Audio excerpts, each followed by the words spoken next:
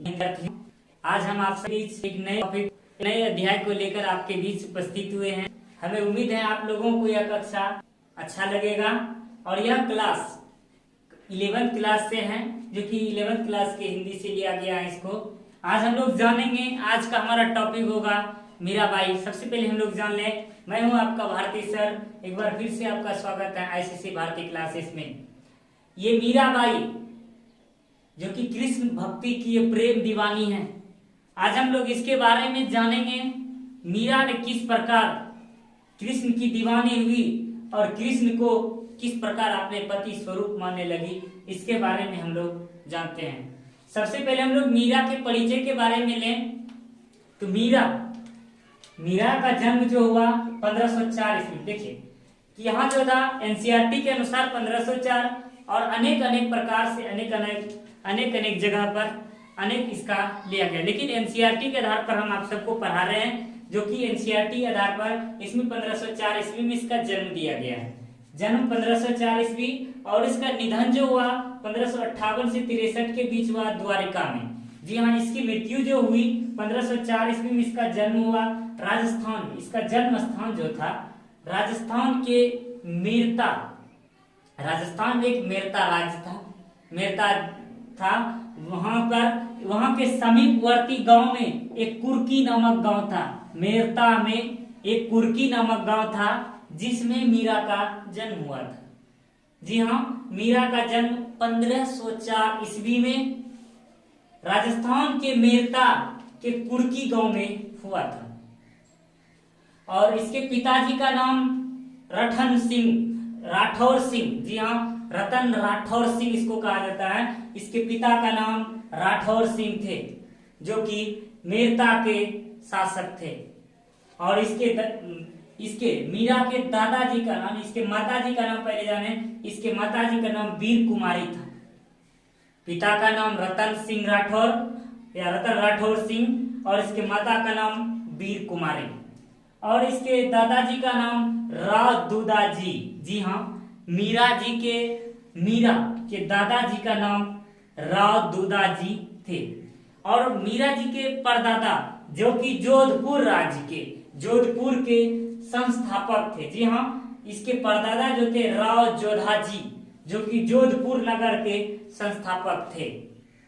उसी के पुत्र राव दूदाजी और उसके पुत्र राठौर सिंह की पुत्री मीराबाई। और इसका जहां जाने इसको बचपन से ही कृष्ण भक्ति की प्रेम की भाव लगी, अर्थात यह बचपन से ही कृष्ण की दीवानी थी। बचपन से ही कृष्ण के प्रति इसमें प्रेम थी। कृष्ण के प्रति इतना प्रेम बचपन से एक सिर्फ भाव में था, लेकिन उसको संपूर्ण रूप से पति मानने के पीछे इसका एक बहुत बड़ा राज है, जो कि सर्वप्रथम उसके बारे में जानते हैं कि वह क्यों कृष्ण को अपने पति समान, क्यों उसकी दीवानी मानने लगी। और इसकी उम्र जो है, इसके विवाह मात्र 1516 ईस्वी में। जी हाँ, इसकी विवाह 1516 ईस्वी में चित्तौड़ के राणा सांगा के ज्येष्ठ पुत्र भोजराज से कर दिए जाते हैं। 1516 ईस्वी में चित्तौड़ के राणा सांगा के ज्येष्ठ पुत्र भोजराज से कर दिए जाते हैं और 7 वर्ष के बाद भोजराज का निधन हो जाता है। अब क्यों निधन होता है और इसके साथ क्या क्या वेदनाएं होती हैं, उसके बारे में हम लोग आगे पढ़ते हैं। और यहाँ इसके गुरु जो थे संत कबीर रैदास थे। जी हाँ, इसके गुरु संत कबीर रैदास। और इसकी भक्ति धारा जो थी, इसकी धारा जो थी भक्ति धारा, और यह कृष्ण भक्ति धारा के कवियत्री थे। इसकी महान कृति आज हमारे समाज में, आज हमारे संसार के विश्व में इसकी महान ख्याति इस संसार में प्रदर्शित होती रहती है, प्रचलित होती रहती है। इस संसार में हर जगह कृष्ण की भक्ति और मीरा का गाथा गाई जाते हैं। कृष्ण की भक्ति और मीरा की गाथा का वर्णन मिलता है। और इसकी रचनाएं गीत गोविंद का टीका। जी हाँ, इसकी रचनाएं गीत गोविंद का टीका, नरसिंह जी का मायरा और राग गोविंद और राग सोरठ के पद और अतिरिक्त पदावलियों की इन्होंने रचना की। जी हाँ, ये उसके मीराबाई के एक शॉर्ट स्केच के बारे में हमने छोटे छोटे इसके वर्ड में बताया। अब हम लोग इसके विस्तार पूर्वक से चले, इसके बारे में जाने। मीराबाई जो कि एक कृष्ण भक्ति की दीवानी थी, कृष्ण की प्रेम दीवानी थी, कृष्ण को ही अपना पति मानती थी। सबसे पहले मीरा में बचपन से ही कृष्ण के प्रति कृष्ण को अपने पति माने, उसके भक्ति में वह रसमय थी। इसका पूरा जोर इसके भक्ति में एक गांठ की तरह बंध गया। वह एक ऐसी घटना थी जिसके कारण से यह संपूर्ण एक गांठ के बंधन में बैठ गया। हम लोग उन घटनाओं को जानते हैं। तो मीराबाई जब वह छोटी सी उम्र में, करीब 4-5 वर्ष की उम्र, छोटी सी उम्र में, जब उसके घर के आसपास एक बारात सी आई थी, उस बारातियों में वह बाराती दूसरे के दरवाजे पर आई हुई थी, जबकि मीरा अपने छत पर से उन बारातियों को दृश्य को देख रहे थे। उसकी माताएं भी उसके साथ थी। जब उन बारातियों को देखते हुए मीरा ने अपनी मां से पूछा कि इनमें से मेरा पति कौन है। तो मीरा की मां ने भगवान श्री कृष्ण की मूर्ति की ओर इशारा किया कि वही तुम्हारा पति है। इसका परिणाम यह हुआ कि आप लोग यह समझ लें कि बाल मनोहर बचपन की गांठ, अगर बचपन में एक बार गांठ बांध लिया जाए, चाहे वो भक्ति प्रेम की हो या प्रेम की हो या किसी प्रकार के लक्ष्य की हो, जो एक बार बचपन में गांठ बांध लिया जाता है वह उसको पूरा करके ही दम लेती है। तो ठीक उसी प्रकार से मीरा में बचपन से ही कृष्ण को मानती थी, उसके भक्ति में सराबोर थी। जब उसकी माता ने श्री कृष्ण को पति के स्वरूप में उसे बताया तो उसी दिन से उन्होंने अपने मन में एक गांठ सी बांध ली। वह गांठ इसे किस हद तक पहुंचा दिया, उन्हें उस हद तक पहुंचा दिया कि वह उसी को नाम लेकर उसकी जोगन हो गई। उसी के नाम से ही यह प्रचलित होने लगी, वह उसकी प्रेम दीवानी हो गई। इसकी विवाह जब 1516 ईस्वी में भोजराज के साथ किया गया, सर्वप्रथम यह विवाह करने के लिए तो राजी नहीं होती, क्योंकि यह कृष्ण को ही अपना पति मान चुकी थी और उसको मानती भी थी। घर पर दबाव और अनेक प्रकार की प्रेशर के कारण से यह विवाह की बात को सुनकर रोने लगती है। फिर भी इसका विवाह भोजराज के साथ कर दिया जाता है, लेकिन विवाह के 7 वर्ष के बाद ही इसके पति भोजराज का निधन हो जाता है। मीरा कृष्ण भक्ति में दीवानी, साधु संतों के साथ जाना, साधु संत के पास बैठना और उससे बातचीत करना, उसकी वाणियों को सुनना और उसका गुणगान करना, यह इसका स्वभाव था, यह इसकी स्वीकृति थी, यही इसका सम्मान था। लेकिन मीराबाई के देवर, जो कि भोजराज के छोटे भाई राणा विक्रमजीत को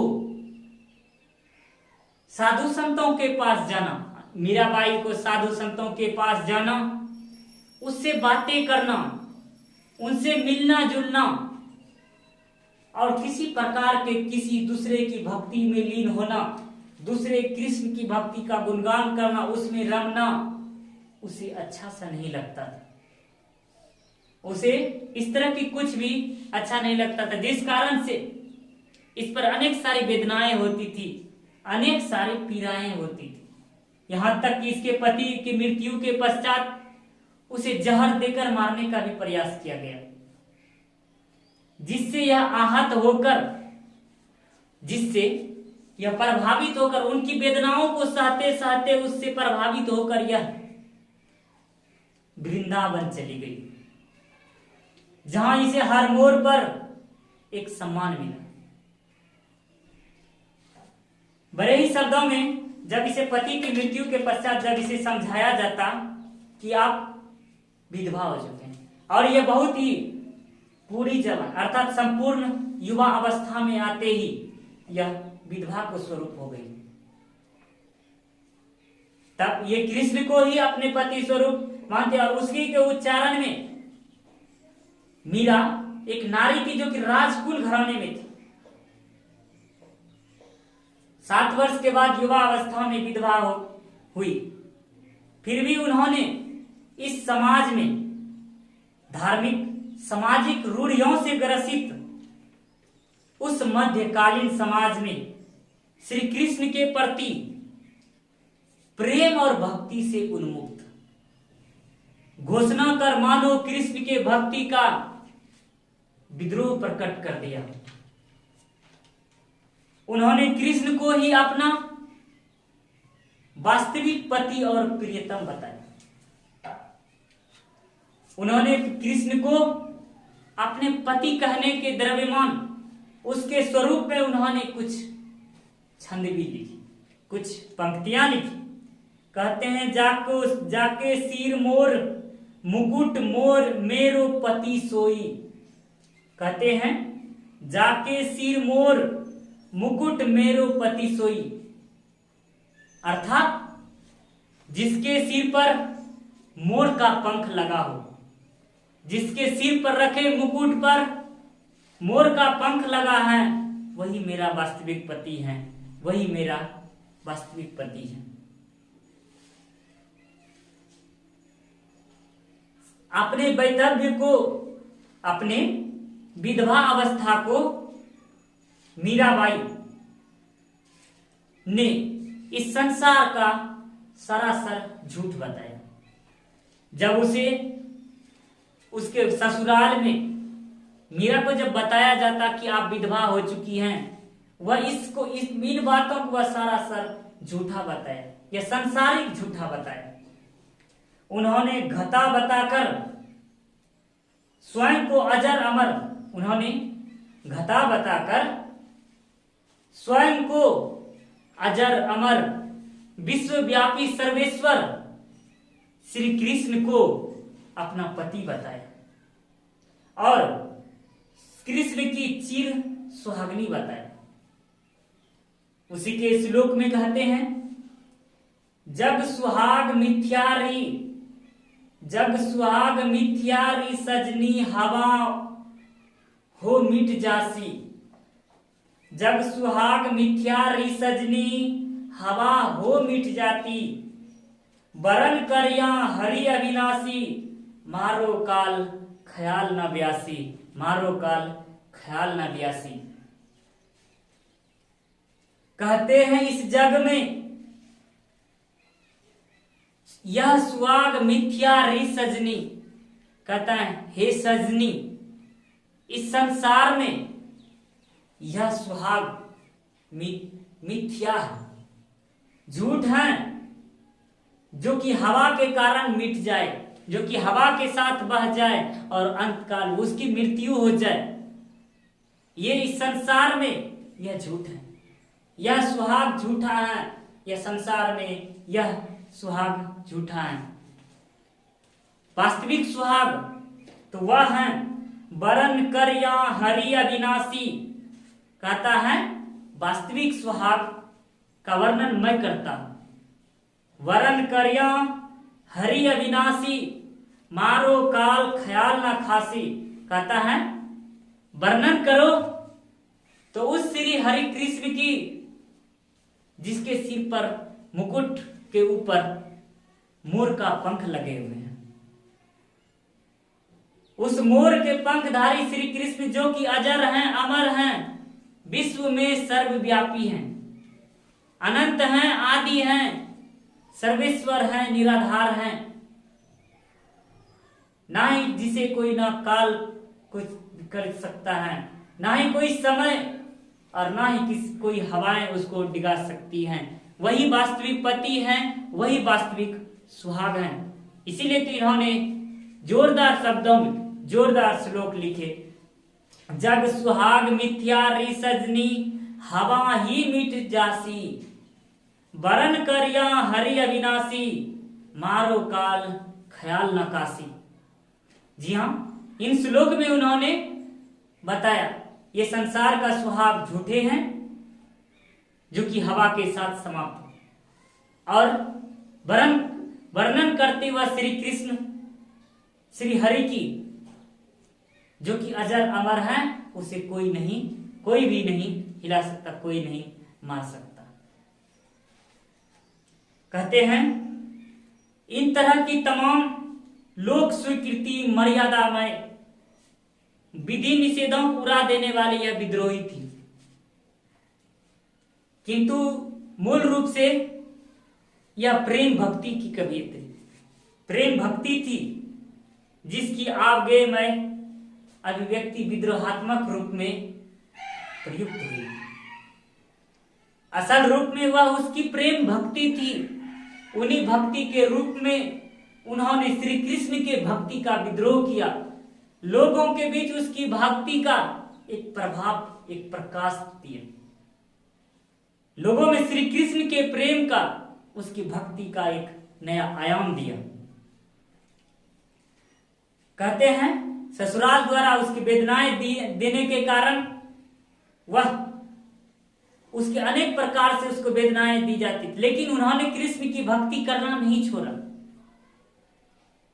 उसमें तो ऐसी कृष्ण की भक्ति में वह गाते गाते ऐसी लीन हो जाती थी कि वह कब मदमस्त होकर उसमें झूमने लगती थी। उसके बातों उसकी भक्ति में वह इतनी लीन हो जाती थी, वह गाते गाते वह नाचने भी लगती थी, जो कि ये सब उसके देवर जी को पसंद नहीं थी, जिस कारण से वह साधु संतों के साथ, वह भक्ति मंडली के साथ वृंदावन चली गई और वहां से श्री कृष्ण के द्वारका प्रवास के सुधि आने पर द्वारका पहुंच गई। जी हाँ, सबसे पहले वह वृंदावन गई। वृंदावन जाने के बाद उसे याद आया, स्मरण आया कि श्री कृष्ण द्वारिका में रहते हैं, जबकि उसे यह भी मालूम नहीं था, यह भी पता नहीं था वह रहते कहाँ है, लेकिन उसकी प्रेम की दीवानी थी, उसकी गुणगान की दीवानी थी, उसकी आशाएं की दीवानी थी। जब वह द्वारका पहुंची तो उसे सुधि आया कि श्री कृष्ण द्वारिका में निवास करते हैं। वह द्वारिका चली गई। जिधर जाती इसे हर वक्त सम्मान मिलता, सभी नारी नर सभी मिलकर इसको एक आत्मसम्मान के स्वरूप को प्रदर्शित करता।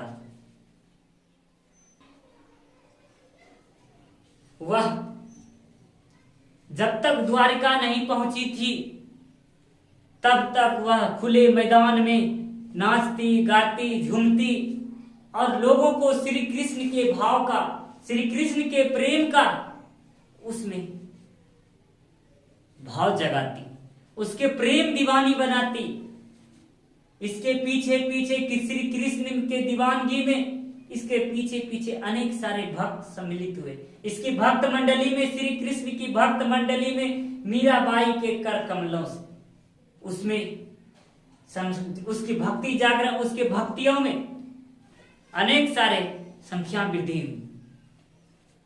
यह द्वारका जाने के बाद रन छोड़कर श्री कृष्ण के मंदिर में, श्री कृष्ण के मंदिर में मूर्ति के सम्मुख एकाग्र भाव से भक्ति में लीन होकर अपने शेष जीवन को व्यतीत करने लगती है। जब तक इसे ठिकाना नहीं मिला था उसका, श्री कृष्ण का, तब तक यह उसकी खोज में इधर उधर भटकती और उसके भक्ति को गाती और उसके नाचने भी लगती, उसमें रम जाती। जब इसे द्वारिका पहुंची तो वहां द्वारका में स्थित मंदिर श्री कृष्ण भगवान जी की जहां मूर्तियां स्थापित थी, वहां पर भी वह पूजा करने लगी और अपने शेष जीवन को व्यतीत करने लगी। द्वारका में ही उसका अल्प व्यय में अवसान हुआ था। कहते हैं द्वारिका में ही उसका श्री कृष्ण की भक्ति में ही और द्वारिका में ही उसका देह अवसान हुआ, अर्थात उसकी मृत्यु भी हुई थी। अर्थात द्वारिका में ही वह मृत्यु को ही सिधार गई, श्री कृष्ण के धाम में ही स्वर्ग को सिधार गई। कहते हैं मीरा का काव्य भी भक्ति काल के अन्य कवियों की तरह लोक काव्यता को प्रदर्शित करती है। यह सरलता, गूढ़ता और मर्मिकता का स्पर्शन करती है। कहते हैं मीरा की तुलना में भारतीय साहित्य में तमिल की वैष्णव भक्त कवियत्री गोदा, जो कि अंडाल, जी हाँ, जिस भक्त कवियत्री को हम लोग अंडाल के रूप में जानते हैं, जो कि एक तमिल, जो कि दक्षिण भारत की कवियत्री, प्रसिद्ध कवियत्री हैं। दक्षिण भारत की प्रसिद्ध कवियत्री गोदाल, जिसको हम लोग अंडाल के नाम से जानते हैं। कश्मीर की शिव भक्त कवियत्री ललद्यब से भी की जाती थी, किंतु सबसे बढ़कर वे श्री कृष्ण की प्रेयसी राधा के तुल्य प्रतीत। कहता है श्री कृष्ण की दीवानी जो मीराबाई थी, उसकी तुलना दक्षिण भारत की सुप्रसिद्ध कवियत्री अंडाल और लद्दाख की और कहते हैं कश्मीर की शिव भक्तिनी कवियत्री ललद्यद से की जाती थी। लेकिन सबसे बड़ी विशेषता श्री कृष्ण की प्रेयसी अर्थात श्री कृष्ण की प्रेमिका राधा से उसकी तुलना की जाती। श्री कृष्ण के प्रेम में इतना लीन थी, इतना उसके भाव में, उसके प्रेम में लीन थी, उसकी तुलना श्री राधा से किया गया। राधा के समान, राधा के समान। यह प्रेम दीवानी राधा और यह मीरा उसके दर्शन की दीवानी थी। दोनों में कुछ विशेष फर्क तो नहीं था। जितना प्रेम राधा अपने श्री कृष्ण से करते थे, उतना ही प्रेम मीराबाई ने भी श्री कृष्ण से किया। जितना प्रेम श्री राधा अपने श्री कृष्ण से करते थे, उसी प्रकार मीराबाई ने भी श्री कृष्ण से किया। दोनों की तुलना समान, फर्क सिर्फ इतना है, एक प्रेम दीवानी थी, एक दर्शन दीवानी थी। यह प्रस्तुत पाठ जो है, मीरा के 2 पद हैं इसमें। मशहूर उर्दू शायर जो कि सरदार आफत जाफरी के द्वारा संपादित प्रेम वाणी के पदों में संकलित किया गया है। कहते हैं मीरा के ये पद विभिन्न गायकों के द्वारा लोकप्रिय और मशहूर कर दिया गया है। कहते हैं मीरा जी ने जो ये पद श्री कृष्ण की भक्ति प्रेम में लिखा, उसको कई गायकों और कई शायरों ने इसे लोक प्रभावित कर दिया। पहले पद में मीरा के इस पद के बारे में इस पाठ में बताया गया। इसमें मीरा ने पहले पद में मीरा के प्रियतम श्री कृष्ण के प्रति बेपरवाह एकांतिक प्रेम का वर्णन करती हैं। वह बताती हैं श्री कृष्ण के बारे में और उस हर एक सिर्फ अपने सर्वशांति भक्ति में लीन रहती। इस परिचय के बारे में अब हम लोग पढ़े कि पाठ में मीरा के पद लिए हैं। इन पद के बारे में लोग विस्तार पूर्वक जानेंगे। ये तो इसके वर्णन स्वरूप में मैंने आपको बताया। इसके विस्तार पूर्वक उन पद से सीखेंगे जो कि उन्होंने पद में वर्णन किया है कि श्री कृष्ण की कैसी गुणगाथा करती थी। उसके बारे में हम लोग पढ़ेंगे अगले क्लास में। तब तक के लिए आप अगली क्लास का इंतजार करें और हमारी क्लास को लगातार देखते रहे और हमारे साथ बने रहें। तब तक के लिए जय हिंद, जय भारत।